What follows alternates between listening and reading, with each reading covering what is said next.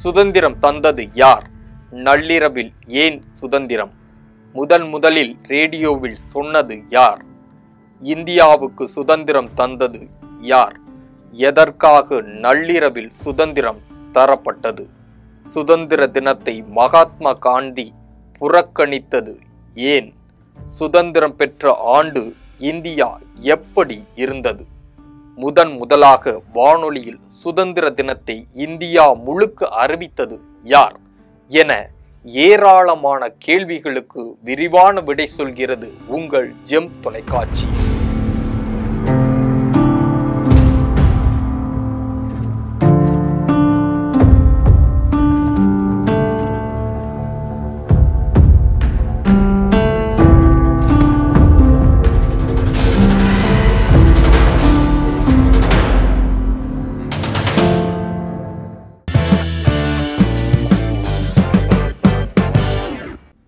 வெற்றிகரமான 79ஆம் ஆண்டு சுதந்திர தினத்தை இந்தியர்கள் கொண்டாடும் ஆனந்த திருநாள் இது. ஆங்கிலேயர்களிடம் அடிமைப்பட்டு நீண்ட நெடு போராட்டத்திற்கு பிறகு இந்த சுதந்திரம் நமக்கு கிடைத்தது என்பது கால வரலாறு. இந்தியாவுக்கு சுதந்திரம் வழங்கியவர் அப்பொழுது இந்தியாவின் கடைசி வைசிரியாக இருந்து வரும், இந்தியாவுக்கான கவர்னர் ஜெனரலுமாக இருந்தவரும் மவுண்ட் பேட்டன் பிரபு என்பார்கள். உண்மையில் இந்தியாவுக்கான சுதந்திரத்தை அறிவித்தது அப்பொழுது பிரிட்டனின் பிரதமராக இருந்த கிளமெண்ட் அட்லி என்பவர்தான்.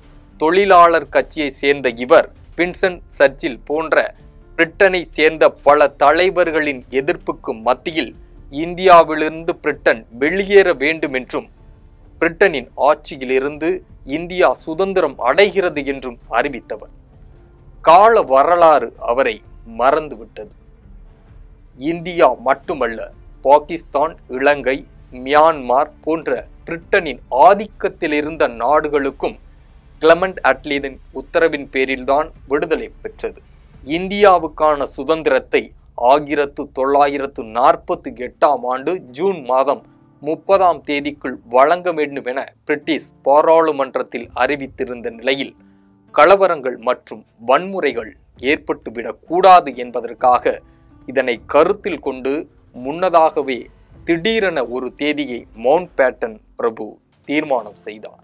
இதனால் இந்தியா சுதந்திரம் பெற்ற நாடாக அறிவிப்பதற்கு ஆகஸ்ட் மாதம் முதல் செப்டம்பர் மாதம் வரை ஒரு தேதியை செய்ய முடிவு செய்திருந்த மவுண்ட் பேட்டன் பிரபு, அவர் இந்தியா சுதந்திரம் அடையும் நாள் ஒரு முக்கிய நாளாக இருக்க வேண்டும் என நினைத்திருந்தார்.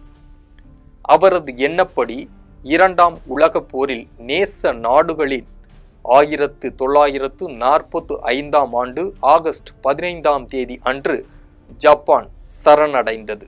அந்த நினைவு நாளை நினைவு கூறும் வகையில்தான் ஆகஸ்ட் 15ஆம் தேதியை சுதந்திர நாளாக மவுண்ட் பேட்டன் பிரபு தேர்ந்தெடுத்தார்.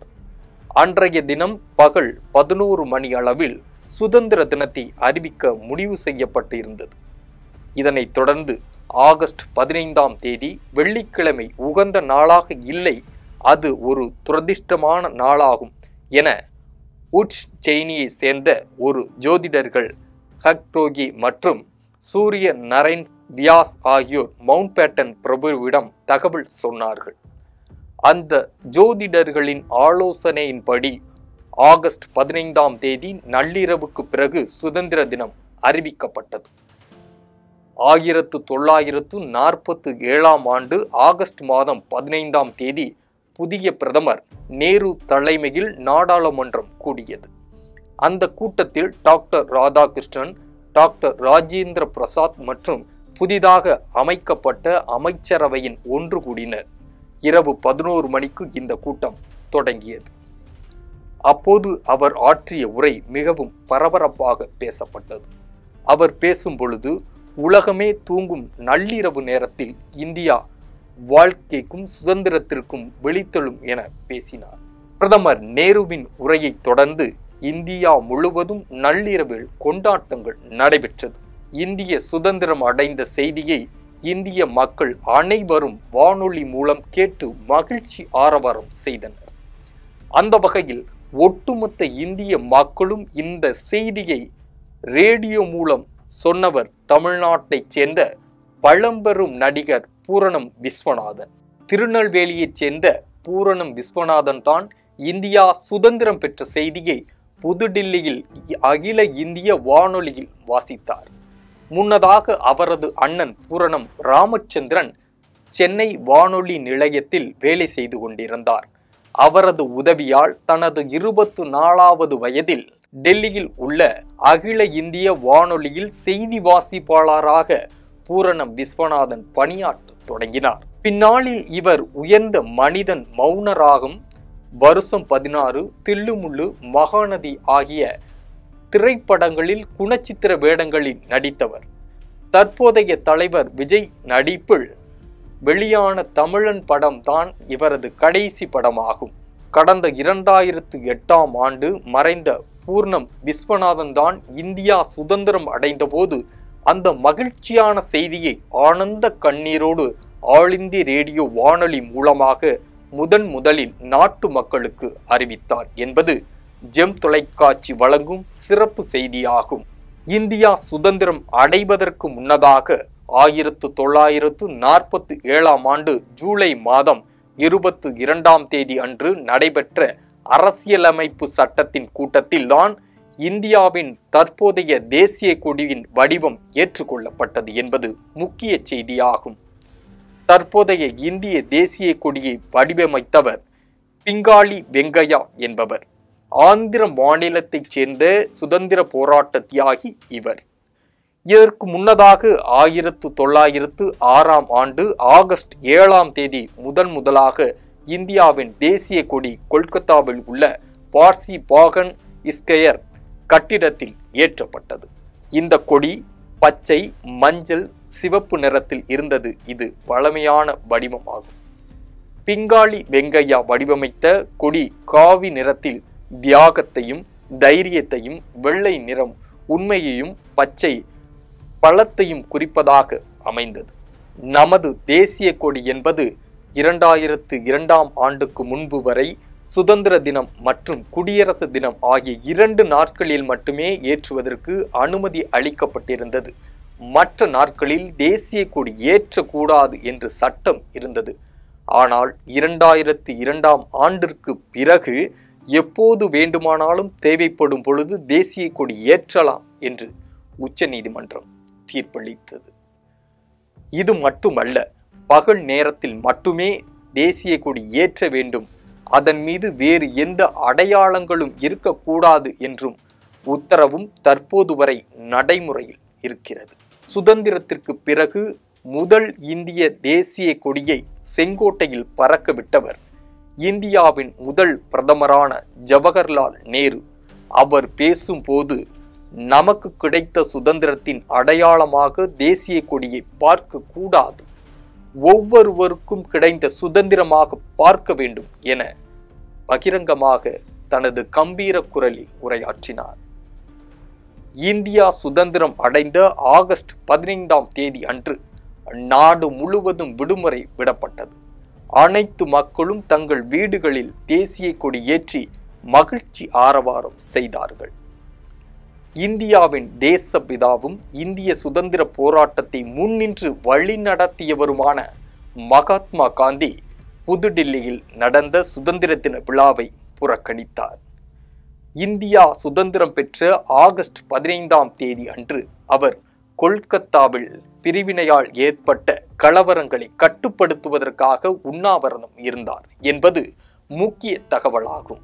இதேபோல் இந்தியாவின் கடைசி கவர்னர் ஜெனரலான மவுண்ட் பேட்டன் பிரபுவும் இந்தியாவில் இருக்கவில்லை, மாறாக கராச்சியில் இருந்தார். சுதந்திரம் பெற்ற 1947ஆம் ஆண்டு இந்தியா என்பது என்ன நிலைமையில் இருந்தது தெரியுமா? அப்போதைய இந்தியாவில் 72% மக்கள் விவசாய தொழில் செய்து வந்தனர். 2% மக்கள் உற்பத்தி துறையில் இருந்தனர். 17% மக்கள் தான் அரசு துறைகளில், சேவை துறைகளிலும் வணிகத் துறையிலும் வேலை பார்த்து வந்தனர். நாட்டில் ஏழைகளுக்கும் பணக்காரர்களுக்கும் இடையே ஏராளமான வித்தியாசங்கள் இருந்தன. 1947இல் சுதந்திர இந்தியாவின் முதல் பட்ஜெட்டை R.K. சண்முகம் செட்டியார் நவம்பர் 26 அன்று தாக்கல் செய்தார். அப்போது இந்தியாவின் வருமானம் 171 கோடியே 15 லட்சம் ரூபாயாக இருந்தது. மொத்த செலவினம் 197 கோடியே 29 லட்சம் ஆகும். மொத்தத்தில் நிதி பற்றாக்குறை 24 கோடியே 59 லட்சமாக இருந்தது. இந்தியா சுதந்திரம் அடைந்த போது 2 மிகப்பெரிய பிரச்சனைகளை சமாளிக்க வேண்டியிருந்தது. ஒன்று வறுமை, இன்னொன்று படிப்பறிவு. 1947 ஆண்டு கணக்குப்படி சுதந்திர இந்தியாவின் 16% மக்களுக்கு மட்டுமே படிப்பறிவு பெற்றுள்ளதாக இருந்தார்கள்.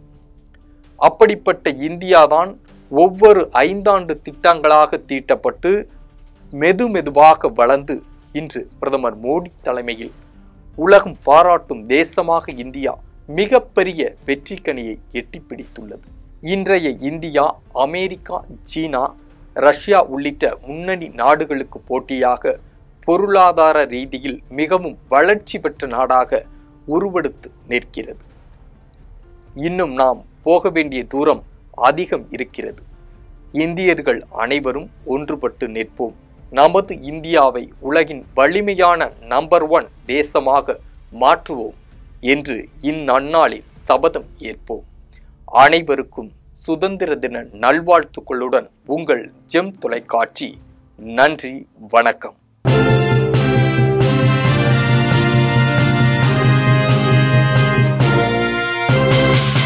உடனுக்குடன் அப்டேட் தெரிந்து கொள்ள ஜெம் டிவி தமிழ் ஆப்பை இன்ஸ்டால் செய்யவும்.